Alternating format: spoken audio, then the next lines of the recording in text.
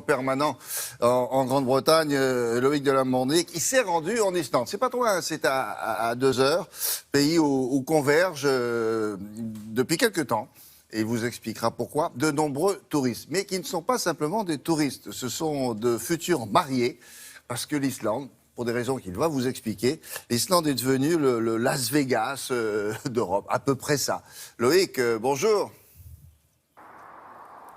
Et oui, effectivement, bonjour William, regardez, cette semaine nous sommes en Islande. Pourquoi l'Islande? Eh bien parce que c'est un pays qui attire de plus en plus de touristes et notamment de plus en plus de Britanniques à seulement 2h30 de vol de Londres. Et pourquoi l'Islande? Parce que c'est devenu le pays à la mode pour venir se marier. Et oui, se marier tout simplement sur une plage, au soleil, quand il fait beau, ou alors dans un charmant petit village de campagne, eh bien c'est complètement dépassé, c'est has-been. Aujourd'hui, la tendance, c'est de venir se marier ici. Pourquoi? Eh bien parce que le pays offre des trésors naturels, des décors absolument grandioses, des chutes d'eau, des canyons, des glaciers, des geysers comme ceux qui sont derrière moi avec ces sources d'eau thermale. C'est la raison pour laquelle beaucoup de jeunes couples veulent venir ici pour avoir des photos de mariage absolument uniques et pas comme les autres, comme vous allez le voir dans ce reportage que nous avons réalisé avec Christophe Aubert et Inès Fressinet.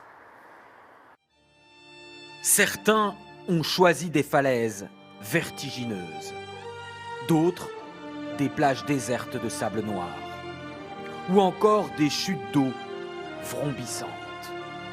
Ces mariés-là n'ont que faire du soleil et des conventions. Leur rêve de château à eux, c'est la nature sauvage, ou des lieux hors du commun, comme cette minuscule chapelle perdue au milieu de la neige et entourée de failles de volcans, le choix de Liam et Chen, qui en ce lieu se marient avec la bénédiction d'un prêtre islandais.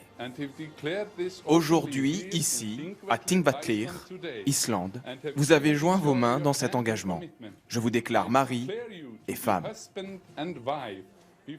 Depuis le centre de Reykjavik, la capitale, cette agence s'est faite une spécialité d'organiser des mariages en dehors des sentiers balisés.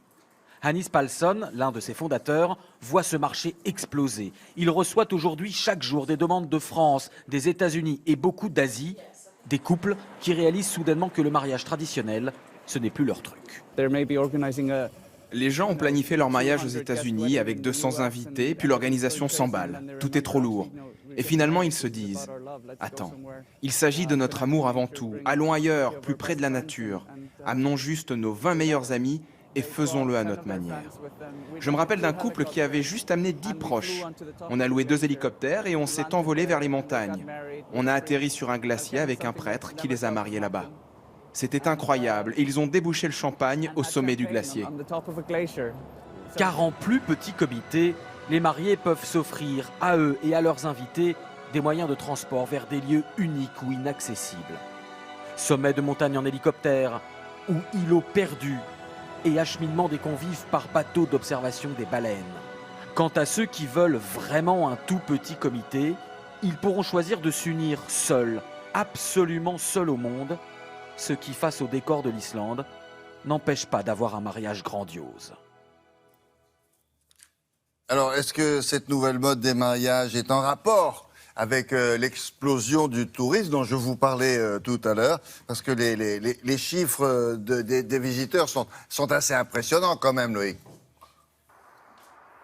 C'est exactement ça, vous avez raison William, cette mode des mariages accompagne évidemment le boom touristique ici en Islande qui est phénoménal depuis quelques années.